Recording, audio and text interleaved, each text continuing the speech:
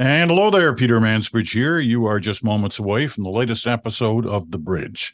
What do you really think about Pierre Poilievre? Well, Bruce's answers from recent research may surprise you. That's coming right up.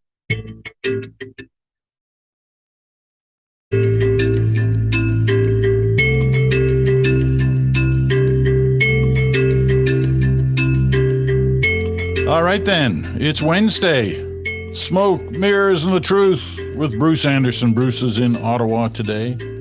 Hello, Peter. Hello there. I love the headline on your column today, which is on your website at Spark. And it's also can be found on National News Watch. Poilievre, the strongest challenger Trudeau has faced. Okay, well, when you look back at who is faced, this is, Poilievre is number 4 that's run against, is from the Conservative. It's run against Justin Trudeau. Stephen Harper, of course, lost. Andrew Scheer lost.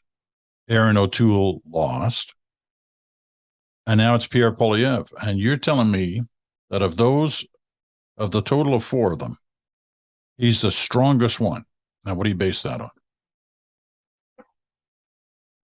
Yeah, well, I think that part of the question for me was when Pierre Poilievre ascended to the Conservative leadership, or won the Conservative leadership, I guess, there was a tendency in the Ottawa bubble community, and perhaps I was part of that tendency, to think that his style and the kind of messages that he'd been using in the past, especially through the convoy period, were going to grate on people, and that he was not going to be a terribly effective counterpoint to Justin Trudeau.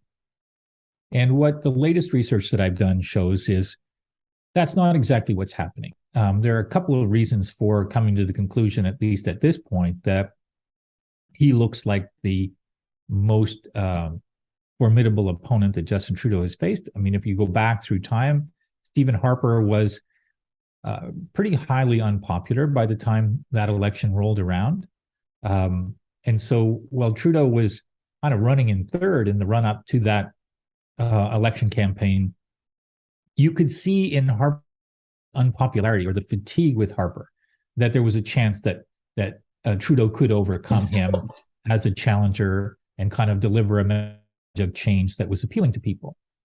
Against Andrew Scheer, I think it was clear to me that even the Conservative membership who ultimately chose him, they took 13 ballots to do it. He wasn't even that unifying a force within the Conservative movement, and he wasn't that effective a counterpuncher to Trudeau or a challenger to Trudeau. And Erin O'Toole, who I think could have been with the external marketplace, outside the party, he had trouble rallying the party as well, for different reasons than Andrew Scheer, but that made him not a terribly effective competitor. What Pierre Poilievre is doing, and what I see in the data now, Peter, is I think he's spent a lot of time with messages that are really just about criticizing Trudeau, demonizing Trudeau, kind of pumping up the cuss word against Trudeau kind of thing. But more recently, I hear him talking about issues in a way that I think will resonate with people, and the research suggests it is. What do I mean by that? When he says, I want to fight for powerful paychecks. Some people can think, well, that's a kind of a hokey line, but people don't necessarily, who are outside of politics, think of it as hokey. They just think of it as relevant. Powerful paychecks. I get what he's talking about. When he talks about the healthcare system, he tends to avoid talking about systemic changes, macro changes. He talks about more doctors and more nurses more quickly. When he talks about housing affordability, he doesn't talk about programs and billions of dollars in spending. He talks about, we've got to stop talking about what we're going to do to improve housing affordability, and we need to get to a place where our kids can afford homes. Now, a lot of people hearing me say this will say, well, he doesn't necessarily have a plan to back that up. That's just smoke and mirrors. And that may well all be true.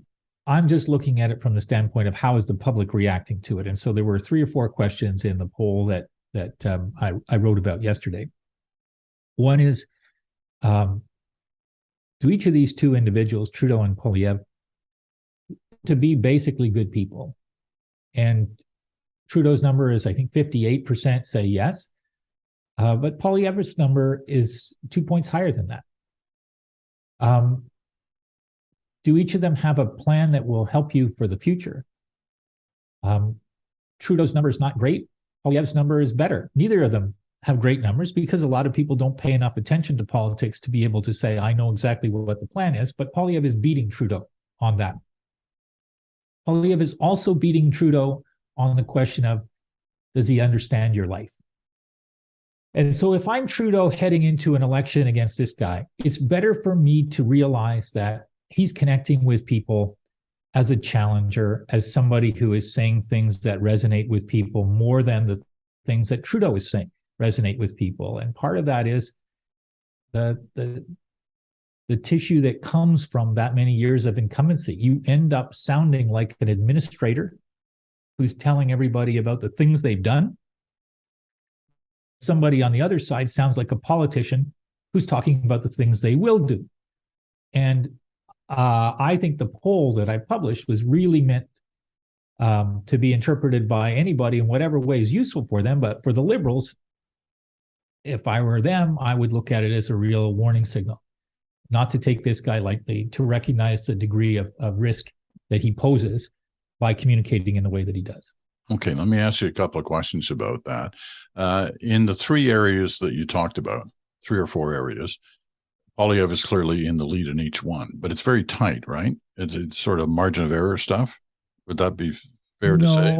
No. On those questions, it's beyond the margin of error. I'll just call up the number there for a second. The first one you mentioned was like 2 points, so that would be. And for the future is a 5-point gap.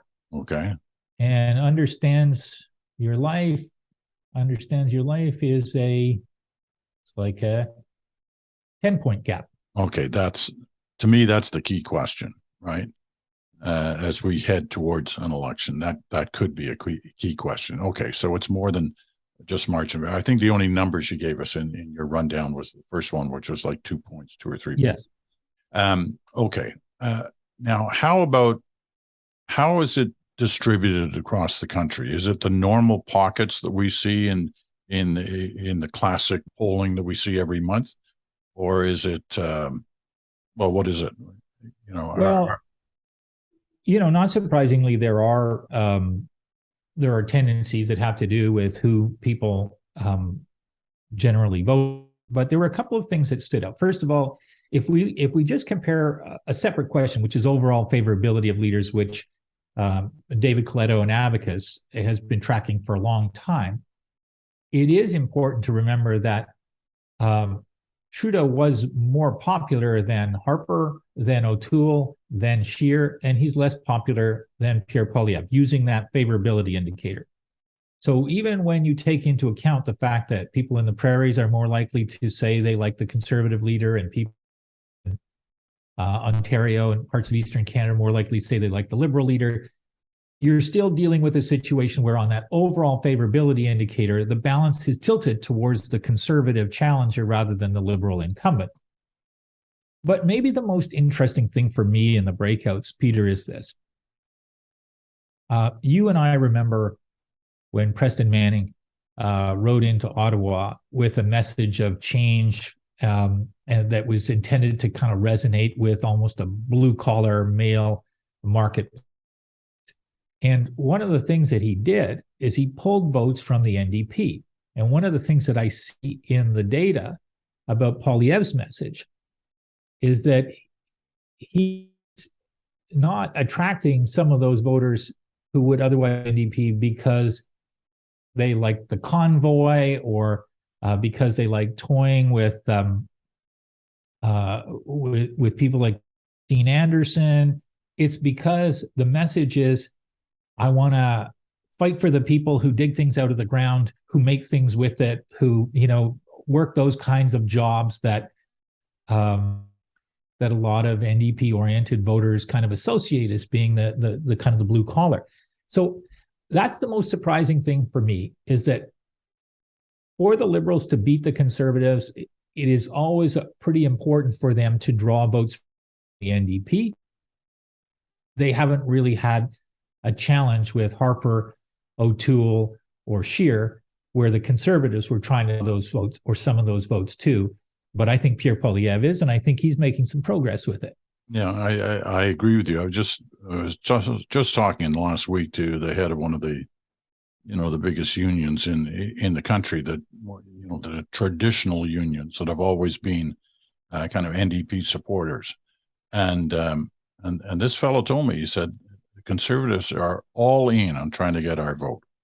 They're all over us. They want to attend meetings. They want to speak at conferences. They're there. They're not sitting in the bush waiting for an election. They're working at it right now.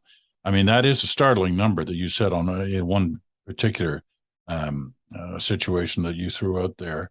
You had 3 out of 4 NDP voters finding that particular remark appealing to them. 3 out of 4 NDP voters. That's pretty huge. Find the idea of powerful paychecks an appealing theme. And so what I think is interesting about that is that that's not the same as saying I'm going to vote Conservative, but it's so far from I'll never vote Conservative because they're not for me. They don't share my values, right? And it's also not a culture thing. And I think this is one of the things that Poilievre is trying to get more right the longer he sits in this job. Is that and I don't think he gets it perfectly right. In fact, I think one of the things we're going to talk about a little later in the program is he got involved in a bit of a culture war thing again yesterday around the CBC. But when he moves away from culture war and he talks about economics and housing costs, powerful paychecks, that's where these voters who are looking for somebody who will fight for them are hearing language that sounds like he will fight for them. And part of it is the language. I wrote in the piece that government can sound like a lot of comfortable administrators. And it's deadly from a communication standpoint. People don't really hear what it is they're saying because the sound of it is so fuzzy and so technocratic and frankly so boring. That it doesn't cut through. And also government has so many messages, whereas I think Poilievre is being pretty disciplined. You hear these powerful paychecks a lot. You hear cut waste, cap unnecessary spending. And people really, they understand those terms and they're appealing to them. And they separate themselves from the culture war thing. They do find it appealing, clearly. But at a certain point, they're going to ask, okay, fine, how are you going to do it? And will they, though? That's always the argument going into a campaign, right? Do you really lay out what you actually would do to achieve the goals you're promising? Stephen Harper told them, "Don't do it now. Don't do it now. Leave it to the last minute." Yes, the Liberals will either steal the idea, or they'll so trash it that it won't be worth anything by the time we get to an election campaign. But it is a challenge because at a certain point, people will start asking that question. Here's the other conclusion you had. Not just on that, though, Peter. Look, I think that's what should happen. And I think that it's a theory of what happens. But it isn't always what happens. And I think Harper stopped putting out if I'm not mistaken, stopped putting out a platform in an election campaign. That's right. Scheer, I don't think, put out a platform in an election campaign. If he did, it was maybe at the very end. O'Toole did, in particular because he had this kind of tremendous pressure on climate change issues specifically. But I guess my point is, if there's only 1 or 2 debates and the media are maybe 25% of what they were 15 years ago or 20 years ago in terms of just the sheer amount of coverage, let alone the amount of coverage that's devoted to the substantive policy choices on offer, it's more theoretical, I think, than practically accurate to say that people at some point go, well, wait, you've been saying nice things, but I don't know exactly how you're going to implement them. Sometimes people just gravitate towards the nice sounding messages and the hope. And if one party is saying we can make things better and the other party is essentially sounding like we've already made things better, that becomes part of the dynamic. And again, I'm not saying that's good. I'm just saying maybe that is what this election could be about if the Liberals don't get more focused on the challenge that they face with this guy. Yeah, I hear you on that. And that's especially so the longer any one particular party is being in power and people are just kind of sick of them. And they'll literally go anywhere to get away from them. At times it looks like we're facing that situation now, but there's no election today. So we don't know what it's going to be like by the time there is an election. Okay, let me get to, you mentioned it a moment ago, because if the assumption here is a lot of what Poilievre is saying is being embraced to some degree by the electorate, right? Doesn't necessarily mean they're going to vote for him, but they kind of like what they're hearing. And they feel that he's talking about what they're thinking about and what they want to hear talked about. So in the last couple of days, he's done this thing, and it's always awkward for me to talk about the CBC because I spent 50 years there. But because I spent those 50 years there, I never talked about the CBC because it just seemed like a conflict. It doesn't anymore. So I don't mind bringing this up. So yesterday, Poilievre tweets, trying to get it here, of course, as always, when you think you have it at your fingertips, is not there. Here it is. He tweets yesterday, "We must protect Canadians against disinformation and manipulation by state media." I didn't know we had any state media in Canada. I know that we have a publicly owned broadcaster in the CBC, but nevertheless, he goes on to say, "That is why I'm asking Twitter and Elon Musk to accurately label the CBC as government-funded media." Now, Musk has said this about other organizations lately, including the BBC and others. Poilievre concludes, "It is a fact and Canadians deserve the facts." Okay. So I guess my question to you is going to be, is this what the Canadian public at large feels? Is the public at large, or is it just his base that will embrace that kind of description of the CBC? And let me remind you, just in case some of our listeners are wondering about this, who started the CBC? Where was the CBC created? When was it created? Well, it was created in 1932 by R.B. Bennett. Who was R.B. Bennett? He was the 11th Prime Minister of Canada. What party did R.B. Bennett represent when he created the forerunner of the CBC? Why? He was a conservative. The Conservatives brought the CBC into being. Now, that was a long time ago. Lots of things have changed since then, but it shouldn't be forgotten, as many of those in the Conservative Party do forget, because I've been in the position of having to remind them, some in former cabinets, by the way, that it was the Conservatives who started the CBC. Nevertheless, here we go. In a description of Canada's public broadcaster, that's why it was created. R.B. Bennett created the CBC for a reason. The influence of American broadcasters squeezing into Canada and nobody telling Canadian stories. That was the idea behind the CBC. You can argue, and I argue too, how well it's fulfilled that mandate over the years, and especially right now. But that was the reason R.B. Bennett, Conservative Prime Minister of Canada, created the CBC. So what happens if the CBC is tossed aside, as Poilievre continues to let his supporters believe he will eventually do? Well, I don't know. Who's the national broadcaster these days who's doing Canadian content, telling Canadian stories all the time, or just rerunning American programming? Anyway, I'm ranting. And this is not the ranter's show. Well, I was just going to let Bruce's you show. for a bit. I think it's good. Look, Peter, I think what Mr. Poilievre is doing with the CBC is harmful.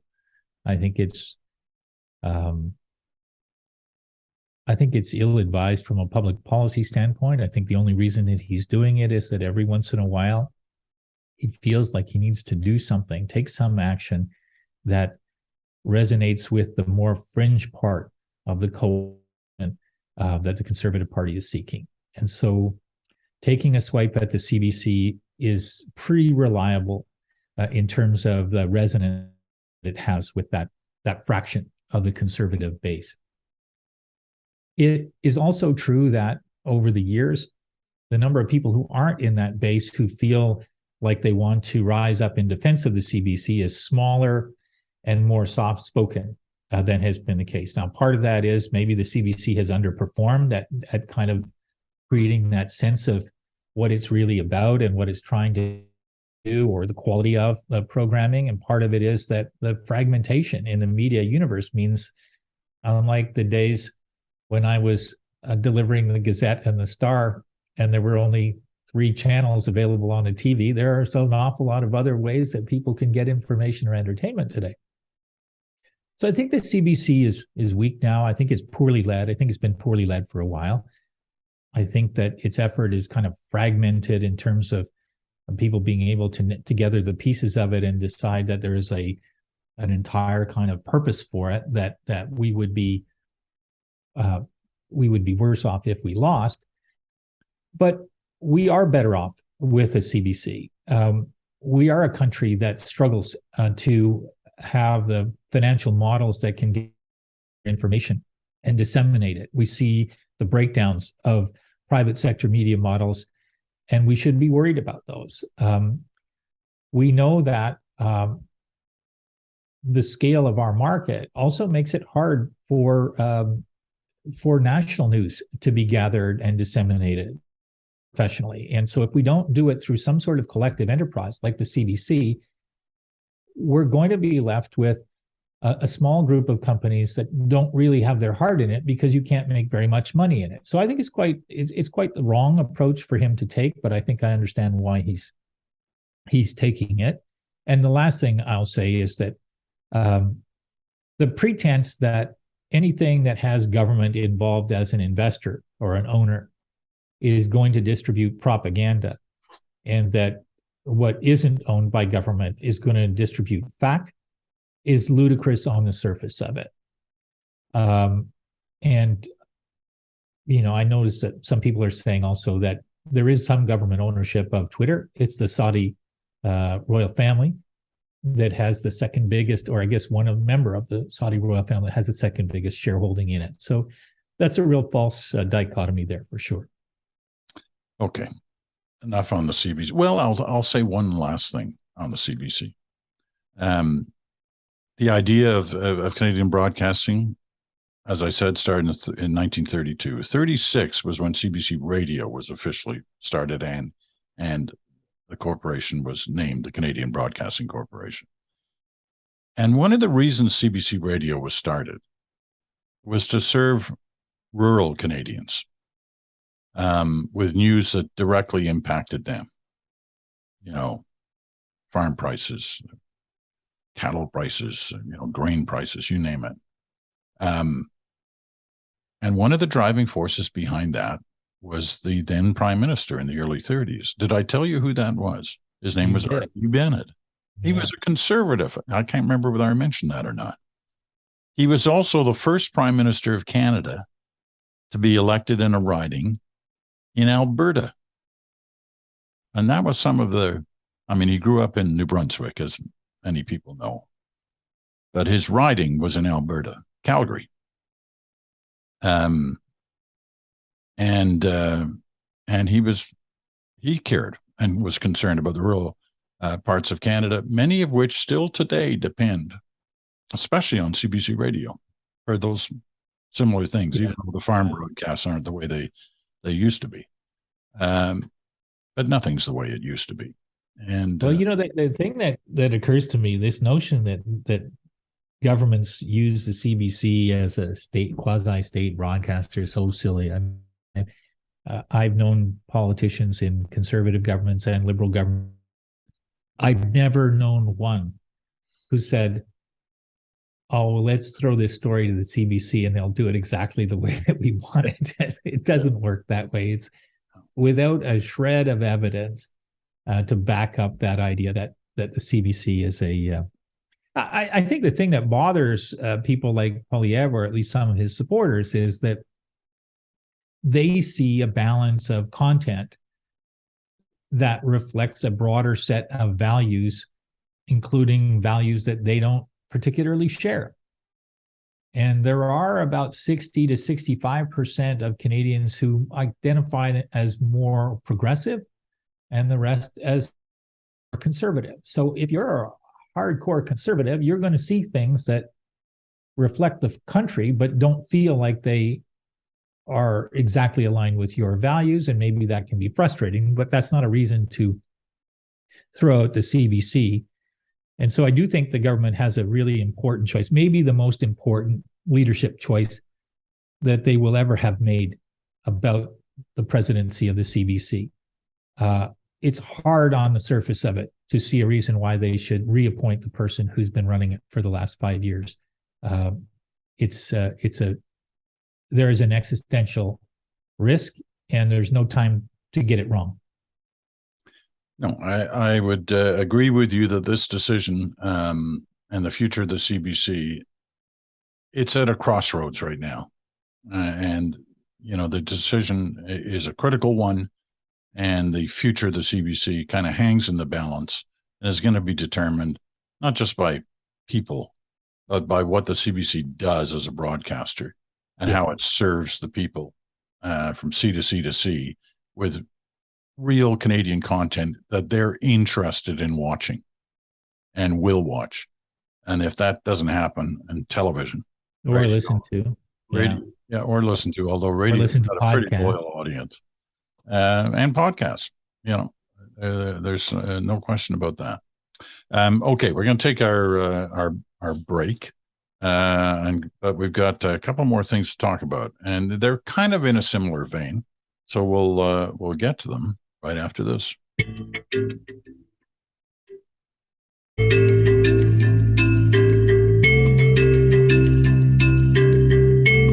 And welcome back. You're listening to Smoke, Mirrors, and the Truth, the Wednesday episode of The Bridge. Bruce Anderson's in Ottawa. I'm Peter Mansbridge, and I'm on the other side of the pond. I'm in Scotland, and enjoying every moment that I've got here as I'm doing a few things, including writing. My next book is coming out co-authored with Mark Bulgutch, and that'll be due this fall. Can't tell you much about it yet, but I will be able to tell you about it in the next couple of months, if I ever get it finished. As usual, Mark's way ahead of me on that front, but we're getting there. Okay, next topic. I'm not sure how to go about this one. It all started as a result of the Justice Minister, David Lametti, who I don't think we've ever talked about on this program before, but not an insignificant cabinet post, an important one. He was speaking to a group of the Assembly of First Nations. And at one point, one of the participants had this to say, one of the AFN people. I think it was Grand Chief Brian Hardlot and Chief Donald Maracle of the Mohawks of the Bay of Quinte. This is what they said. Canada exports natural resources to other countries. They earn trillions of dollars in revenues from those resources. Those resources were given to the provinces without ever asking one Indian if it was okay to do that, or what benefits would the First Nations expect to receive by Canada consenting to that arrangement. Well, David Lametti, who was sitting there listening to all this, decided to answer this way. I obviously can't pronounce on that right now, but I do commit to looking at that, he told the AFN. It won't be uncontroversial, is the only thing I would say, with a bit of a smile.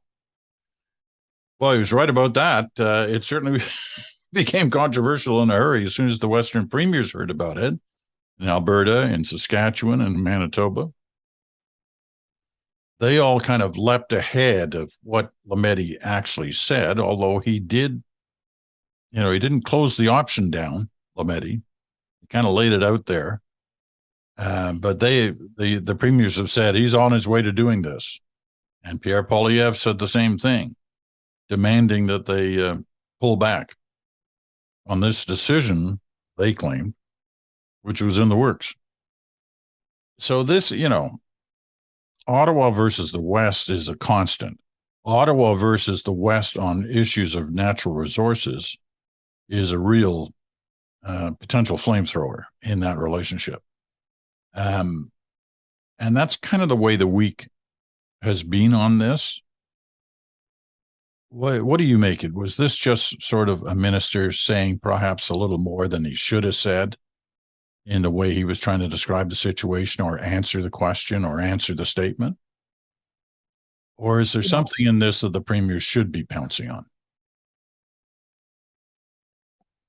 No, I don't think there is something that the premier should be pouncing on. I think that the decision to pounce was a political calculation. Probably if Mr. Lametti had to do it over again, if in fact he did smile as he said it won't be uncontroversial, that wasn't maybe the best way to deliver the point that he wanted to make. It is a serious enough issue that, and I think he found in the aftermath that if it looked like he was being a little bit political, then he was opening himself up to this kind of criticism. But I think at the heart of it, his mandate in his role is to figure out a path to implement the United Nations declaration that Canada agreed to with respect to the rights of Indigenous people. Now, part of how he has to do that is he has to listen to the representations of Indigenous leaders. And that's what was happening in that room. They raised an idea that unquestionably would be controversial within Canada, unquestionably would be a constitutional showdown, or at least a constitutional challenge by the provinces, which I'm not a lawyer, but probably they would win.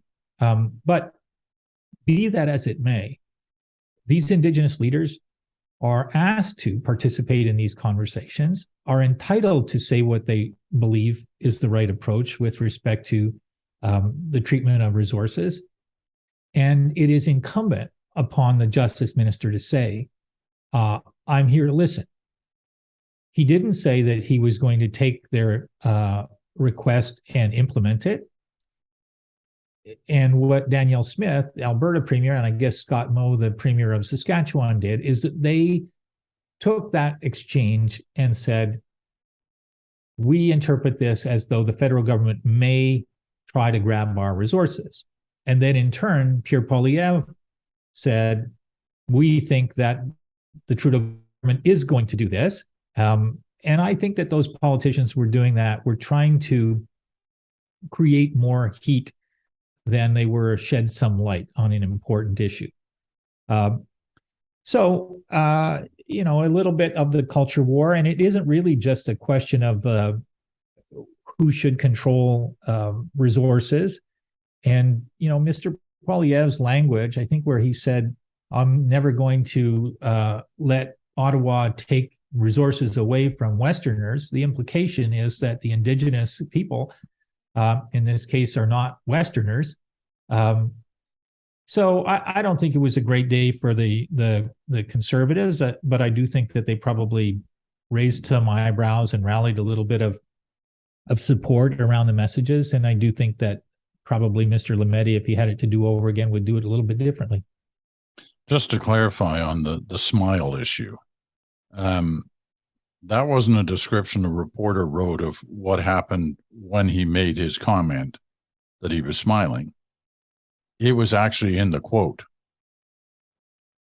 His actual quote was, this is Lametti's quote, "It won't be uncontroversial is the only thing I would say with a bit of a smile."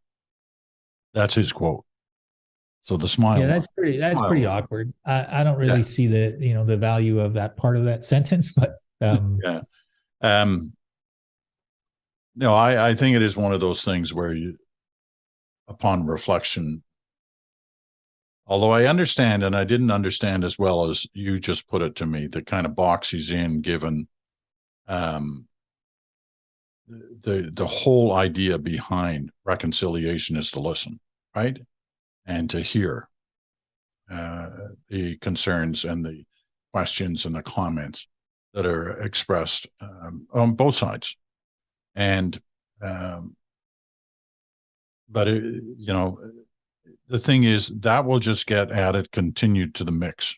Sure. On the whole relationship between Ottawa. Well, and the box is worse, Peter, in a way, because when you listen and look at the facts, as I'm told, what becomes revealed is even more evidence that governments in Canada entered into agreements with Indigenous people with respect to resources and land, and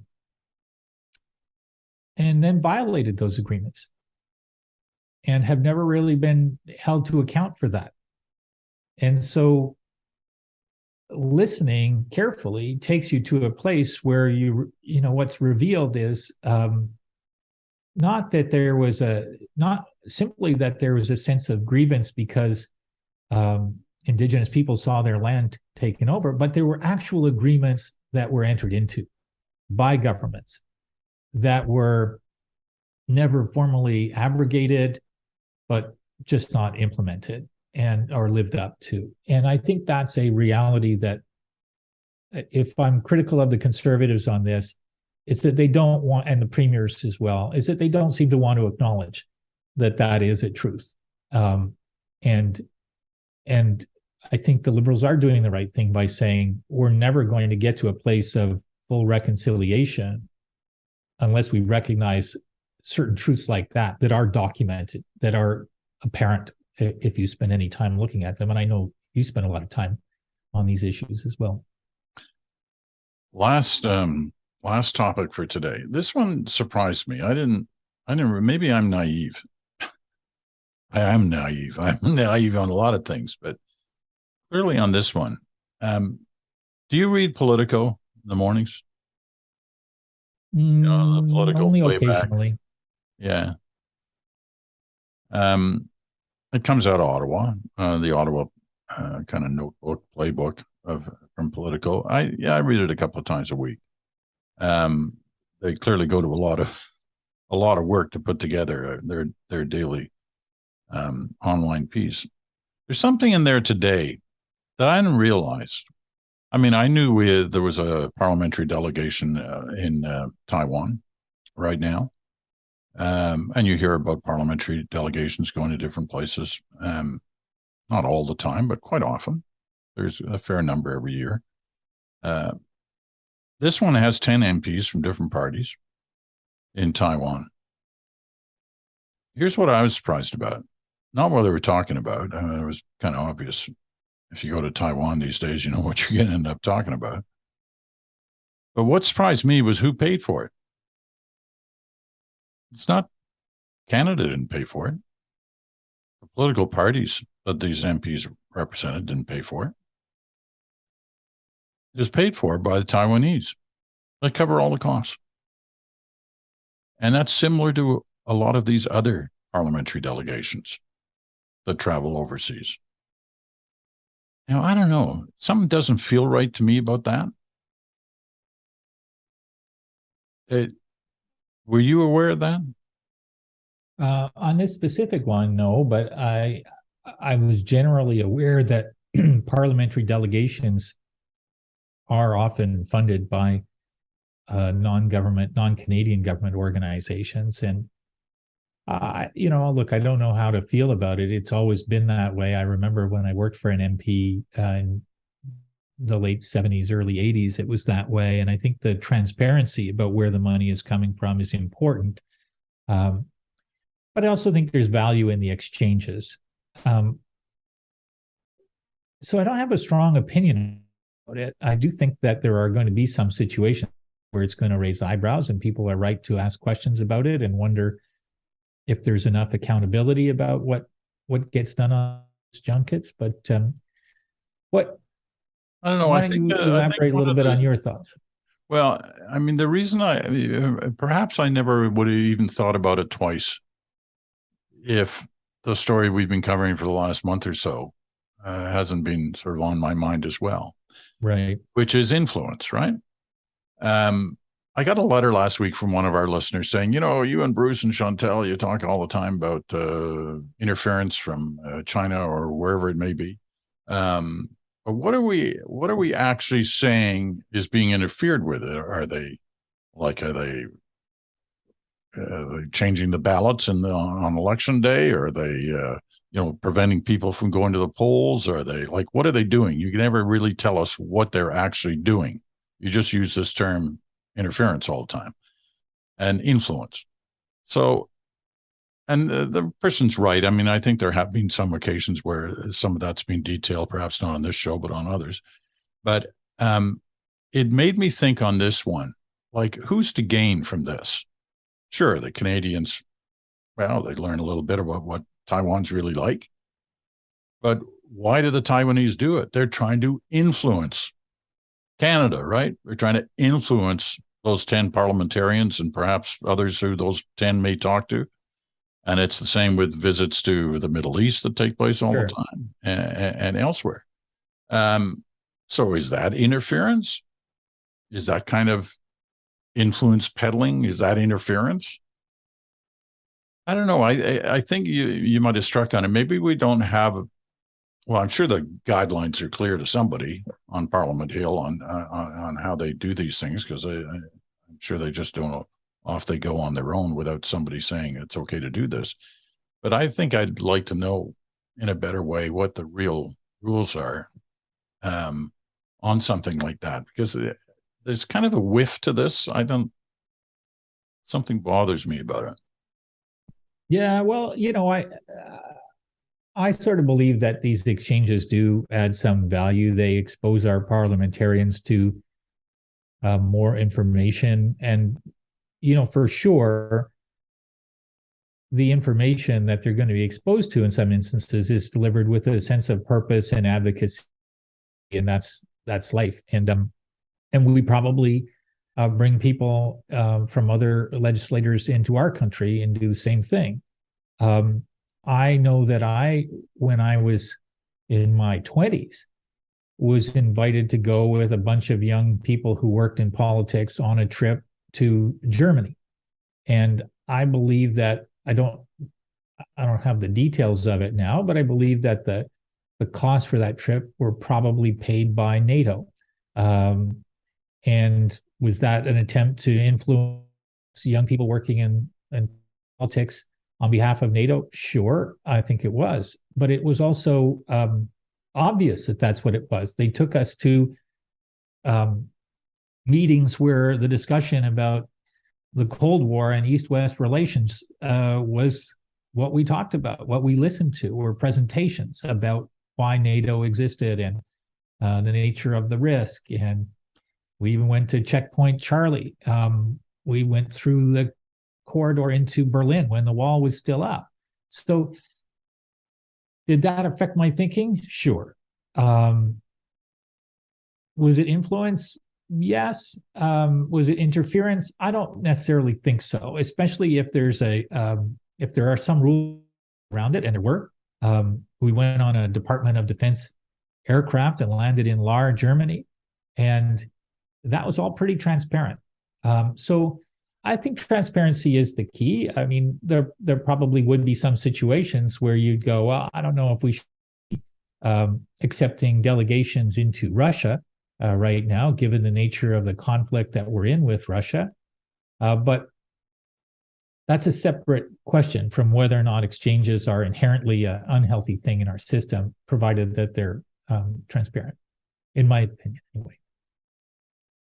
I think it's a good discussion. I think it's a good thing to be thinking through. I mean, I see the NATO comparison to a degree. I took one of those trips in the mid '80s, same kind of thing, to Lahr and Baden, which are the two Canadian bases in Germany,